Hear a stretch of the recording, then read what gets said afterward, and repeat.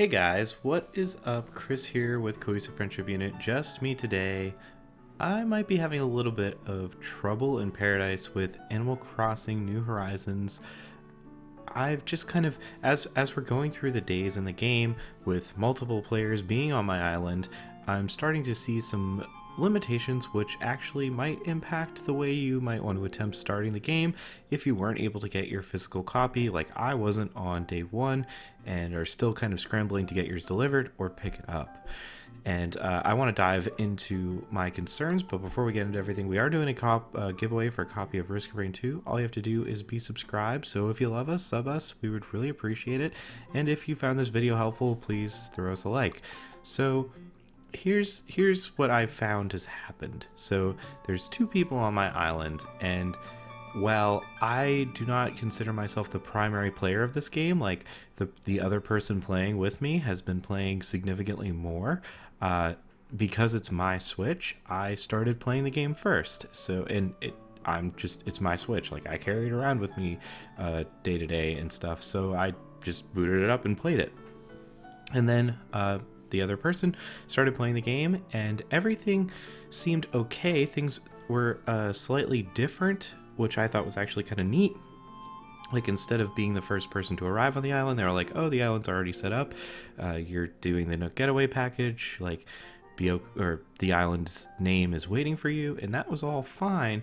And then we started to notice a bit of a bottleneck. They started to catch bugs and fish, and they weren't able to give them to Tom Nook. And what was a little frustrating about this was there was no real indication that the primary player or myself had to be the one to donate the bugs and the fish to Tom Nook to kick off the process of getting the museum.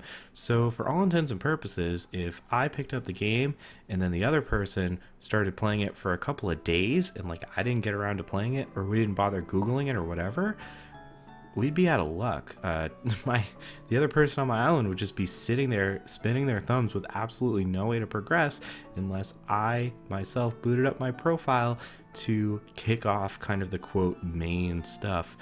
And I did some digging, not gonna spoil anything, but it seems like the first 7 real world days is like how this happens. For the first 7 real world days, the main islander needs to kind of progress, not the story, but progress how things are unlocked, and they are kind of the key player in ensuring that things are moving according to pace.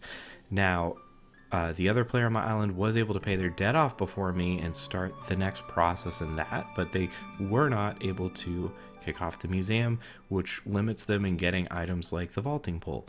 So I guess buyer's advice, a couple things. One, knowing this, whoever is planning on playing this more, like if this is your Switch and your significant other really wants to play Animal Crossing more than you, and you're going to be in it and sharing the island but not really involved, definitely have them play first. Have them be the primary owner of the island, and then you can be a secondary.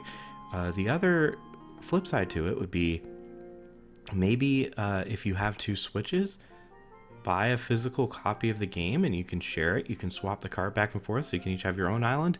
And I guess the last piece of advice would be, if sharing the island is a deal breaker, it might be worth investing in another Switch because, and again, this is only about 7 days, but that's still frustrating.